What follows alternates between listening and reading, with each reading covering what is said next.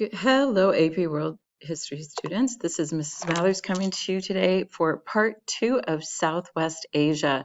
This would be called Classical Persia, and Persia has left us a lot of archaeological evidence.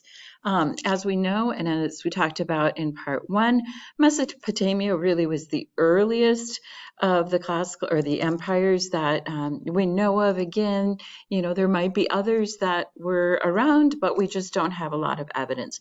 Persia has left us a lot of evidence. So first of all, they arose in what is, excuse the bell, we are at school, arose in what is contemporary Iran, or the Iranian Plateau. This is a dry area, and most of Persia was located in that Iranian plateau. It developed under the shadow of Mesopotamia. And remember, we talked about the Babylonians who were in Mesopotamia in two periods, the Old Period and the New Period. So what happened is in 559 BCE, in a series of battles, a Persian leader known as Cyrus conquered the Babylonians in battle. And thus began the rule of the classical Persian empires. There were four major dynasties. The Achaemenids from 559 to 330 BC are the ones that we're going to focus on. The other ones are important too in the scope of ancient history, but there are some really important developments that occurred during the Achaemenid dynasty that we need to cover in this unit. Okay, so the Achaemenid Empire, first of all, began with a migration of Medes and Persia from Central Asia. So you can see on this map where the Medians were over here and where the Persians were. They start migrating from Central Asia, which is sort of up here, and into the Iranian plateau. Some of the migrations also were Indo-European, so they would have been coming across from here. And I'll show a slide of Indo-Europeans later on. Early on, the people in this area were in small family communities.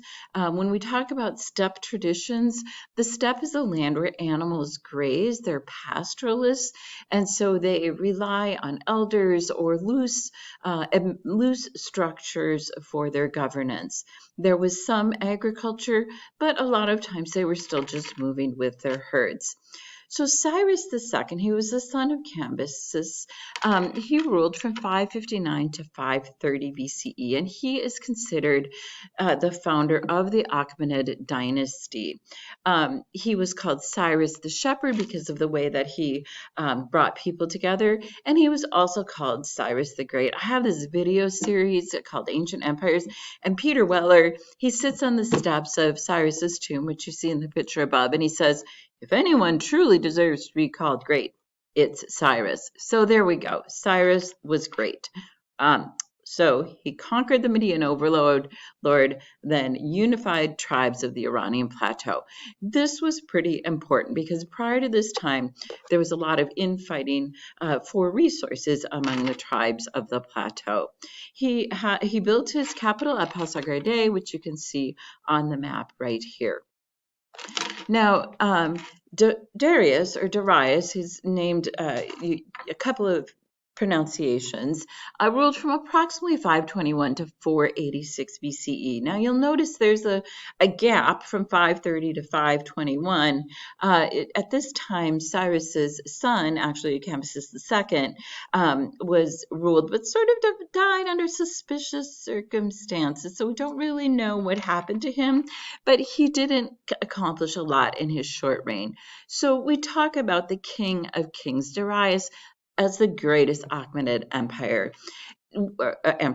So through military campaign, and by the way, this is believed to be an image of him, he extended the empire all the way from the Indus River to the east, as you can see on this map, and then past the Black Sea, which was an important port, the Aegean Sea, which is right in here, and Egypt to the west. So we have an empire that extends all the way from Egypt, here's Greece, by the way, and Crete, through the Anatolia, which is modern-day Greece.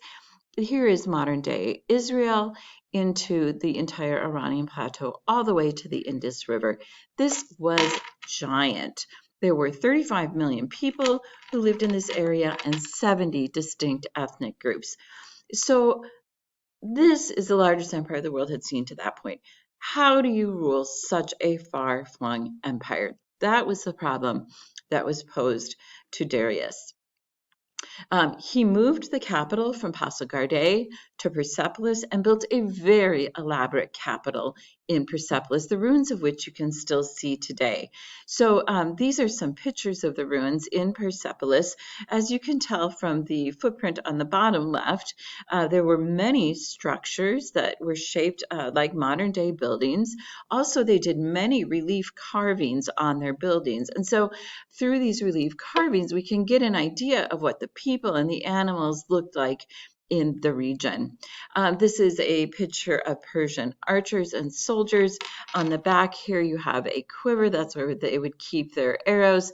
Of course, they also used spears. So how did they administer the empire?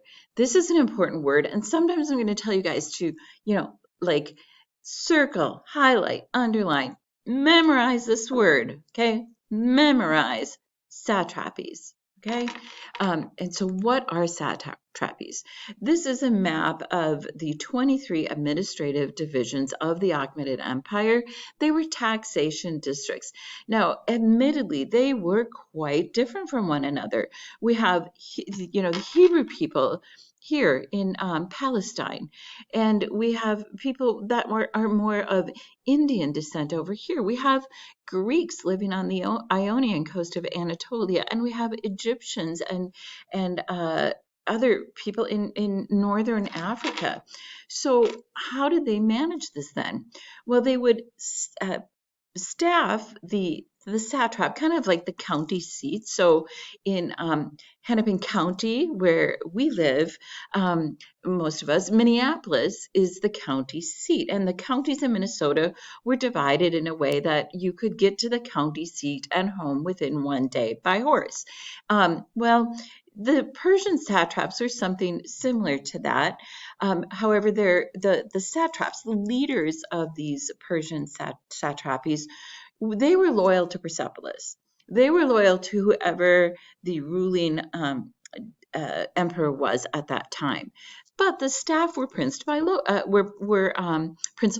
That means if they are in Egypt, they would be Egyptians. If they're in Palestine, they would be Palestinians.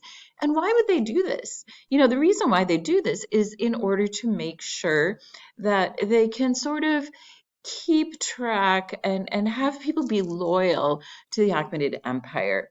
Now, the Achaemenid Empire still had a system of spies with surprise audits of the offices, the king's eyes and ears, so to speak, who would report back to, in this case, Darius, and say, hey, yep, they're following the rules, because they wanted to avoid rebellion. And remember, this is a very diverse empire with many, many languages and practices going on. The Achaemenid administration standardized the currency, so you have coins here that could be traded across the empire. They standardized taxation and they standardized laws across the empire.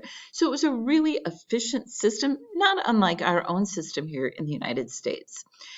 So once again, keep in mind, very diverse empires. This will be important later on. Some technologies that came out of the Achaemenid Empire, and actually even before the Achaemenids, were the Khanats. These were a really, really important technological development. So what was done here with the Khanat is that you can see here the water table, and these access shafts were constructed to reach the water table, and the water table had a very low, very small slope that it would continue to flow down towards irrigation land. So why were the Khanats so important? Keep in mind, Iran was in a desert. The Iranian plateau is a desert. So if they had overwater canals, well, then these water systems would just evaporate. The access shafts allowed water for humans to gather their water to drink and to give to their herds. And they did also allow for irrigation. The qanats are so interesting. There's still 37,000 qanats in use in Persia today, and 11 of the qanats that are in use are over 3,000 years old. Now, a long time ago, my very first year teaching this course of AP World History, I had a student who was Iranian, and she gave me pictures from Iran, and this is one of them. This is an old qanat, probably from the time of the Achaemenid Empire. She was able, actually, as a tourist, to climb down into the qanat and take this picture looking upwards. So these structures, look at how, it is in really, really good shape. So again, these large scale building projects show us that there is a sophisticated, complex civilization that is able to harness the manpower needed and the organization needed to construct such massive projects. The Persian royal roads were also a really, really important and impressive development in the Achaemenid Empire. So the main road was paved, oftentimes with like paver stones, but they even had a form of concrete that stretched 1,677 miles. There were 111 stations. They were about 15 to 30 miles apart. They would have fresh horses and water, or even fresh manpower to change out, so that you could get across this long road within a couple of weeks if you needed to deliver a message. And Susa, that you see on the map here, is near Persepolis, and you could get all the way to the western end of the empire on the Royal Road. Really, really impressive development. This inspired the United States Postal Service motto, which I don't remember it word for word, but it's something about, through the rain and dark of night or whatever, you're going to get your mail. And you know what? You do. There are other imperial highways stretched across the empire, about 8,000 miles of them. And so really the entire empire was connected by road. They were guarded and they were safe travel. Now, historically, safe travel has not always been guaranteed.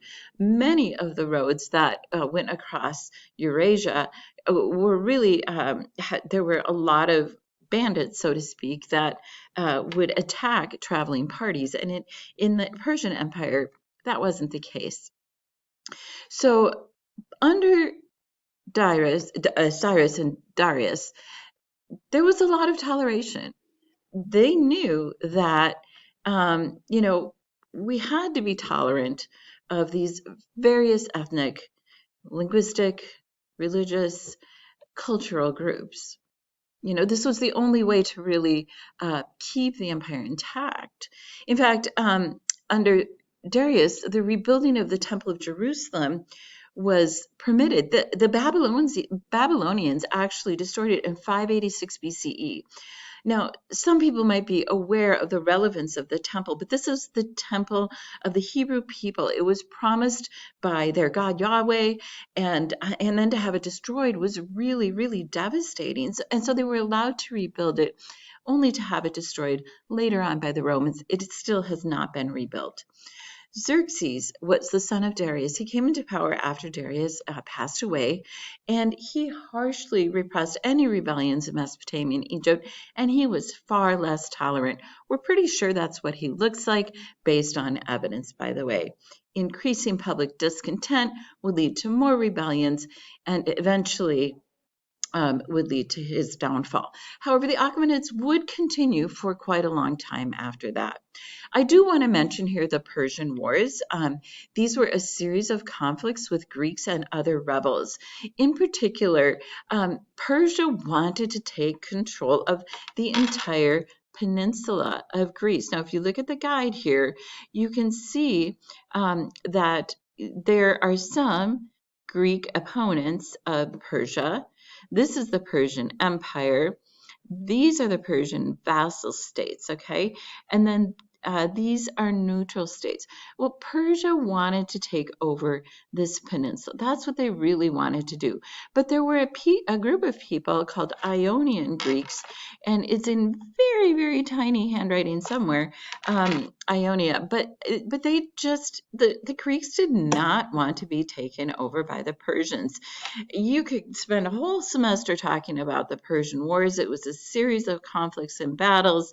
The Persians were eventually defeated by the Greeks. The Spartans, by the way, were really good soldiers from Greece. You've maybe heard of Spartans before. At 490 BCE, the Persians retreated. This was a pretty famous battle, and you can see right here the Battle of Marathon. A Greek runner was sent to Athens over here. This was 26.2 miles to deliver the good news. We defeated the Persians. Great news. Unfortunately, that runner died. Maybe he had been fighting. I don't really know. But it is that 26.2 miles is what is the length of the modern day marathon. Xerxes' intolerance would lead to more rebellions. And then we have, finally, Alexander the Great. Now, Alexander was from Macedon, which you can see is in the green on the north side of the peninsula of Greece. Alexander of Macedon is another name that he might be known for. And he actually started marching his armies through what was the Achaemenid Empire. He actually completely obliterated the Achaemenids. And after he died, the empire that he conquered was actually divided between four of his generals. He conquered the empire between 334 and 331 BCE, and they did end up going all the way to the Indus River Valley. One of the things that Alexander did on his conquest, he's like, oh, let's burn Persepolis. This is a great idea. Well, it wasn't really a great idea because it came back to haunt Athens later on. But,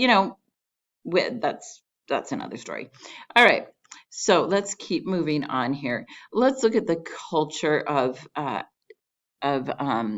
Persia. And I know this video is long.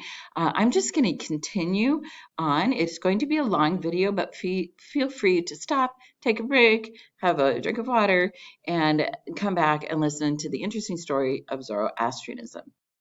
Okay, you can pause now if you want. All right, here we go. The founder of Zoroastrian was a man named Zarathustra. This is an image of him that's popular. I don't know if that's what he actually looked like, but it is probably a fair approximation. People from Persia tended to have dark curly hair, a variety of skin tones, but this is probably what he, something about what he might look like. He was believed to be a prophet of the god Ahura Mazda.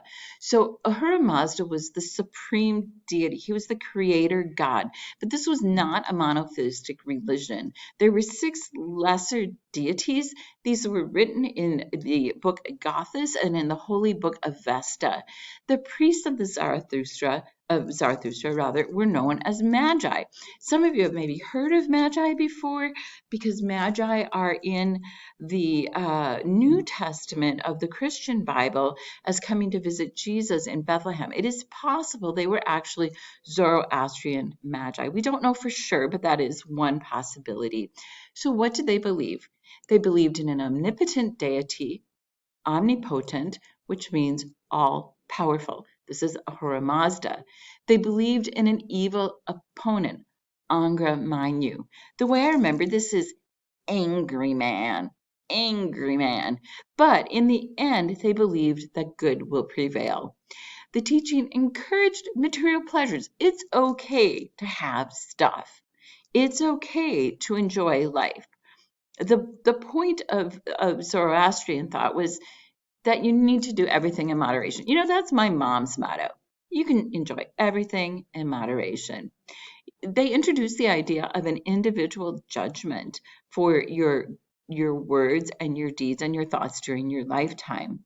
And this would later influence the religions of salvation. So we see in these religions of salvation that we'll be talking about coming up that there is a creator God versus evil, pure evil, but ultimately good will prevail. Also, Zoroastrianism promoted high moral standards. So if you want to remember the standards of Zoroastrianism, good thoughts, good words, good deeds, those are the fundamental beliefs of Zoroastrianism. By the way, Freddie Mercury from the group Queen, I love Freddie Mercury's voice. It is absolutely amazing. He was of Persian descent and practiced Zoroastrianism. This is a symbol. I've seen people wear it as like a necklace. If you want to pause and take a look at the symbolism of Zoroastrianism, I think it's really, really cool, actually. So take a look at that. So Zoroastrian's homeland is in the purple on this map. You can see the Achaemenid Empire around 500 BCE. You see the Sassanids, it had the highlighted region, so the empire had shrunk a little bit, but Zoroastrianism continued to exist in the Iranian plateau, and it does to this day. Again, the dualistic battle of Ahura Mazda and Angra Mainyu is illustrated here. The sacred fire is the force to fight evil. And this is another picture here that my student took when she was in Iran. She's actually from a part of Iran that is Zoroastrian. And they claim that even though some of the fire temples had been destroyed, that they have kept this one flame right here unextinguished for over 1,500 years. Pretty impressive. Someone mans that flame 24 hours a day and 365 days a year. So what happened with Zoroastrianism? Well, under Alexander, he massacred the Magi. He burned the Zoroastrian temples, except for that flame that stayed, stayed alive or stayed burning. After Islam, most people in the Iranian plateau did convert to Islam, and we'll talk about Islam later on. Some of them fled to India, but there is still a small population, estimated between 15 and 25,000, that are in Iran. There's one seat in parliament dedicated to the 5 minorities of Iran, and and Zoroastrianism is one of them. So I'm not going to go over all of this chart, but I'm just going to ask you to take a look at this Pisa's chart for Mesopotamia. I did not emphasize the divine status of the king in the first video as much as perhaps I should have. The king claimed to have a direct connection to the gods. This was really important. I also want to point out that agriculture formed the foundation of Mesopotamia. Even though they had other developments going on, agriculture was the primary economic system and the way that most people lived their lives. In Persia, I'm back here for just a second. Patriarchal, I just want to define that for you. Patriarchy means that the man has a higher status than the women. This was evidenced in the laws of Hammurabi and across Mesopotamia. In Persia, we see the centralized government that occurs in Persepolis under the Achaemenid Empire. We see these satrapies and local administrators. Agriculture, still the dominant occupation, so to speak, in the Persian Empire, but we also have some of these developments like the qanats, the common coinage, the roads, etc., and of course Zoroastrianism. My final word is the Indo-European migrations were really an important part of the migration of people into various parts of the world. So you can see this Indo-European homeland, Ukraine, southern Russia, part of the world that we hear about today. And many people migrated into parts of the Iranian plateau all the way over to India and into the near the Himalayas and what we call Tibet or Nepal, all the way into Anatolia, up into the Scandinavian states and into the peninsulas that really form Europe. So that's a lot of information in 23 minutes, but please email me if you have any questions. Have a great day. Take care.